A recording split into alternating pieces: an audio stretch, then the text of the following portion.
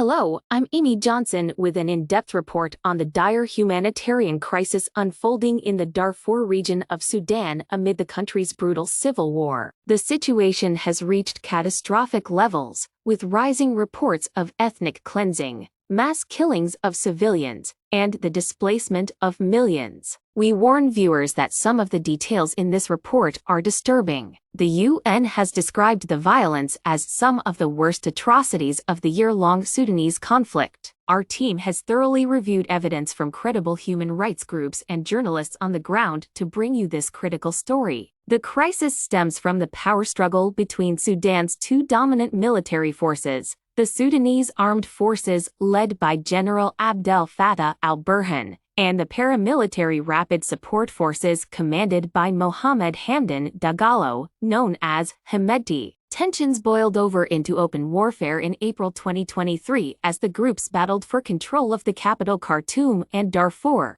Over 8 million people have been displaced nationwide by the fighting, but the situation in Darfur has been particularly dire. The RSF and allied Arab militias have been accused of waging a campaign of ethnic cleansing and crimes against humanity targeting non-Arab ethnic groups like the Masalit tribe. In a harrowing new report, Human Rights Watch details the worst of these atrocities in the city of Geneina in West Darfur state last year. Based on over 220 witness testimonies, HRW states, thousands were killed between April and November 2023. The violence peaked in mid-June when thousands more civilians were killed within days as they desperately tried to flee an ethnic rampage by the RSF and allied militias. Entire neighborhoods housing displaced Masalit communities were razed to the ground.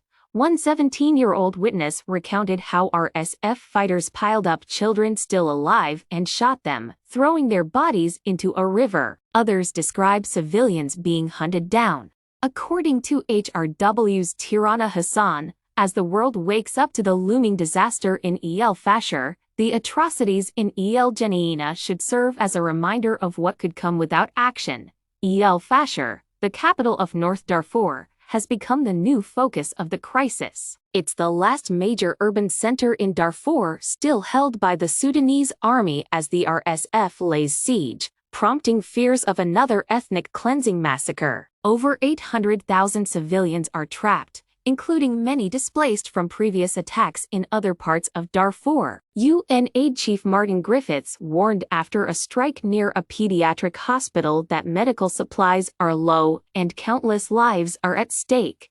The UN and African Union are being urged to immediately impose an arms embargo on Sudan and deploy a robust police force to Darfur to protect civilians. Human Rights Watch and other groups are calling for sanctions on the RSF leadership and allied militias responsible for the atrocities. Amid the horror, there are also disturbing signs the violence could spiral into broader ethnic conflict across the region as communities try to defend themselves. The roots of this crisis go back decades to tensions between Arab pastoralist groups, backed by Sudan's former regime, and non-Arab farming communities like the Masalit over land and resources in the vast Darfur region. Those divisions were first violently exploited by the government of Omar al-Bashir in the early 2000s when it recruited Arab militias, the Janjaweed, to brutally suppress an ethnic minority rebellion, sowing the seeds of what would later become the RSF under Hemedti. The international community was too late in recognizing the catastrophe then. The question now is whether it will act decisively to prevent genocide before it's too late again in Darfur. Negotiations between the warring factions have repeatedly stalled, prolonging the suffering.